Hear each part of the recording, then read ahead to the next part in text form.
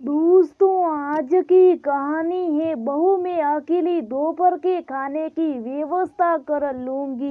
दोस्तों, कहानी शुरू करने से पहले अगर हमारे चैनल को सब्सक्राइब नहीं किया हो तो कर लीजिए ताकि आपके पास पहुंचे हर रोज नया वीडियो। आरती, ओ आरती कहाँ चली गई? सुनती है या नहीं? सुलेखा जी ने बहू आरती को जोर से चिल्लाते हुए आवाज दी। पता नहीं क्या कर रहे हैं। इतने में आरती भागी चली आती ही। जी माँ जी, आपने बुलाया? आरती ने कहा। क्या कर रही थी? जी की बच्ची, कब से आवाज दे रही हूँ, सास ने गुस्से में कहा। मम्मी जी वंश को पढ़ा रही थी। उसके हाफ ईयरली पेपर्स आने वाले हैं ना, आरती ने बताया। पढ़ा पढ़ा, बाद में लेना। कौन सा उसने पढ़कर कलेक्टर बन जाना है? और वैसे भी उसकी ट्यूशन तो लगा रखी है ना, इतना बहुत है इस उम्र में बच्चे के लिए। तो बस घर के कामों में ध्यान दिया कर। सुलेखा जी बहुत गुस्से में बहू आरती को बोली। खैर सुन, तुझे जिस काम के लिए बुलाए, कल मैंने सत्यनारायण की कथा कराने का सोचा है। जरा आस आस पड़ोस की सभी औरतों को न्योता दिया और साथ ही साथ कथा के बाद दोपहर के खाने का निमंत्रण भी दे देना। आना, सास ने बहू को बोला। सास की बातें सुनकर आरती ने कहा, परंतु मम्मी जी कल मुझे पीरियड्स आने वाले और पीरियड्स में भगवान के द्वारा नहीं जाते और आप तो उन दिनों रसोई में जाने से भी मना करती। अब ऐसे में इतना सब काम कैसे होगा? आरती की बातें सुनकर सास सुलेखा ने बोला, तुझे तो हर काम से जी सुराने की आदत है। मुझे कुछ नहीं पता। मैंने जो विचार कर लिया सो कर लिया। तू एक काम कर, दवाई खा ले। इससे एक दो दिन तेरा मासिक चक्कर ऊपर चला जाएगा और घर में सारे धार्मिक कार्य भी हो जाएंगे। सास की इस तरह की बातें सुन आरती से रहा नहीं गया। उसने बड़े उदास मन से सास को बोला, मम्मी जी अभी पिछले 2 महीने पहले भी जब घर में वैभव लक्ष्मी के व्रत का उद्यापन किया था तब भी आपने मुझे दवाई खाने पर मजबूर कर दिया।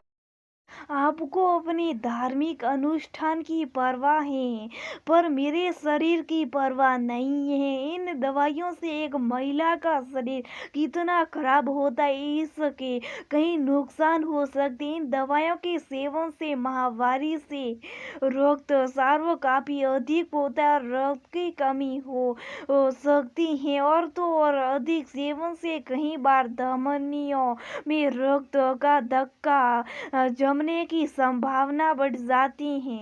इसके और भी कई नुकसान जैसे दस्त लगने की भी संभावना काफी बढ़ जाती है जिससे शरीर में पानी की कमी आ जा सकती है। ये आप क्यों नहीं समझते? मैं इस बार दवाई नहीं खाऊंगी। आप धार्मिक कार्यक्रम को 4 या 5 दिन आगे कर दीजिए। भगवान ये नहीं कहते कि भक्त खुद को कष्ट में डालकर मेरी भक्ति करें। बहू की इस तरह की बातें सुनकर सुलेखा जी तिल मिलाकर बोली, अरे तू तो आजकल जुबान चलाने लग गई। मत खा तू दवाई। मैं तेरे पीछे सत्यनारायण की कथा का दिन आगे नहीं करने वाली। मैं अकेली पूजा की और दोपहर के खाने की व्यवस्था कर लूंगी। ठीक है मम्मी जी, आपको जैसा ठीक लगे। बहू आरती ने सास से कहा और अपने कमरे से चली गई। अगले दिन सुबह सुबह सुलेखा जी जल्दी उठकर कथा की और दोपहर के खाने की तैयारी करने में जुट गई। बहू को मासिक धर्म होने की वजह से इस बार वह किसी काम में कोई हाथ नहीं बढ़ा पाई और रिवाज के अनुसार रसोई में भी आना मना था, तो सारा काम अकेले सास सुलेखा को ही करना पड़ा। दोपहर आते आते वे इतना थक गई थी कि मेहमानों की जाति सुलेखा जी ने सार भाई पकड़ ली और कहने लगी, अरे बहू, आज तो मैं बहुत थक गई रे, मुझसे गलती हो गई। इस उम्र में मुझे अब काम नहीं होने वाला, और मैंने तुझसे भी किस तरह का बर्ताव किया। मुझे तुझे दवाइयाँ खाने को नहीं कहना चाहिए। आज मुझे एहसास हो रहे हैं, तेरे बल पर घर का हर काम आसानी से होता है। आज एक ही दिन में मेरा ये हाल हो गया।